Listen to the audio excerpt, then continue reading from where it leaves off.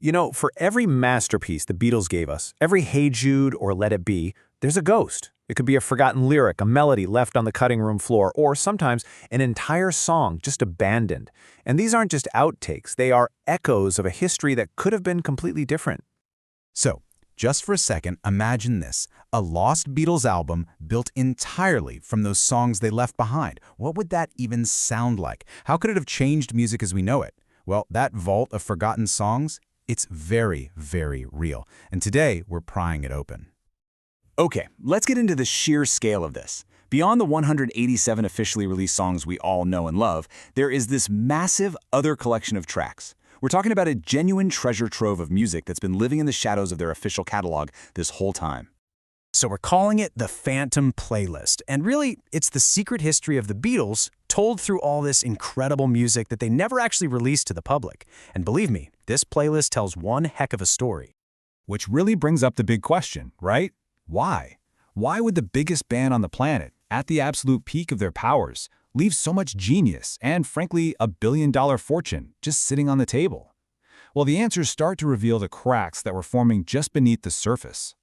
What was happening was really a perfect storm of creativity, intense pressure, and, of course, clashing personalities. The reasons these songs got shelved are just as complex and fascinating as the band itself. Okay, so here's the breakdown. First off, you've got four legitimate creative geniuses all starting to pull in their own directions. Then, you have these relentless deadlines for the next album, always looming. Sometimes a song was great, but it just didn't fit the vibe of an album like Sgt. Pepper's. And then there's this, which is just wild. Lennon and McCartney would literally just give a hit song away to another artist. And of course, as the end drew near, you better believe they started stockpiling their best tracks for the solo careers they knew were right around the corner. Now, the really cool part is that these aren't just rumors or legends. The recordings actually exist. And let me tell you, they reveal some pretty shocking alternate realities for songs we all thought we knew inside and out. Let's take the song I'll Be Back. You know the one, that moody acoustic track that closes out the A Hard Day's Night album. It's a classic, right? Well, it absolutely did not start out that way. Not even close. If you listen to the session tapes, you can actually hear it. You can hear John's voice straining to hit these notes on the first take before he just gives up, saying into the mic, "It's too hard to sing." So what on earth were they trying to do? Well, this pretty much says it all. Their first attempt at the song was a fast waltz. A waltz! Can you even imagine that? A Beatles waltz in 1964, at the absolute peak of Beatlemania, would have been completely radical and experimental. They scrapped it, totally reworked it, and boom! A classic was born. But wow, what an incredible what if. All right, let's jump forward a few years to 1968. The Beatles are in India, and they are writing an absolute mountain of songs for what would become the White Album. John Lennon writes this beautiful, meditative tune called Child of Nature, but it never made the cut. And this one really shows you how much a song can transform. So that peaceful melody from Child of Nature just gets shelved, only to be totally reborn 3 years later on Lennon's solo masterpiece, Imagine. He completely rewrote the lyrics, turning it from a gentle reflection into the painfully raw and confessional Jealous Guy.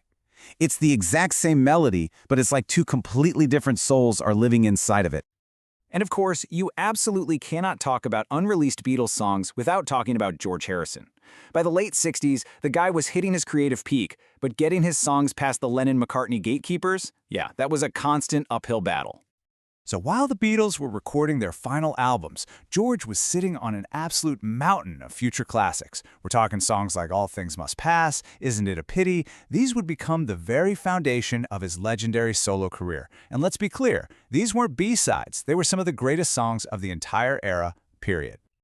So, how do we get from all these historical what-ifs to actually hearing these lost moments with fresh ears? Well, the answer lies in some pretty incredible modern technology that's making this Phantom Playlist more real than it's ever been before.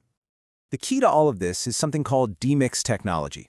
See, for decades, once instruments were recorded together on a single track, what they call a mono recording, they were stuck there forever, like ingredients baked into a cake.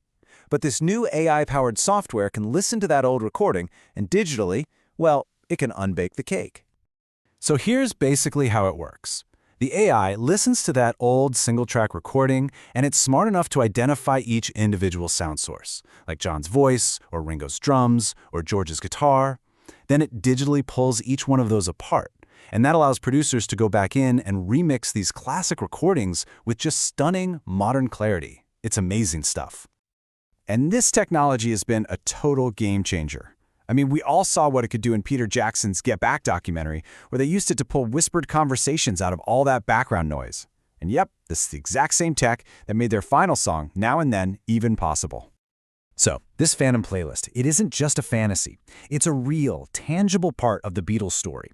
These unfinished songs aren't failures. They are proof of a band that was so overflowing with creativity that even their rejects could have launched the careers of a dozen other artists. It is truly the sound of genius in motion. So, that brings it all back to you.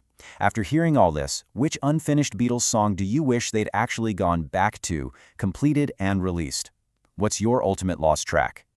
Let us know your pick down in the comments below. And hey, if you had as much fun prying open this vault as we did, do us a solid and hit that like button and maybe subscribe so you don't miss our next deep dive. Thanks for listening.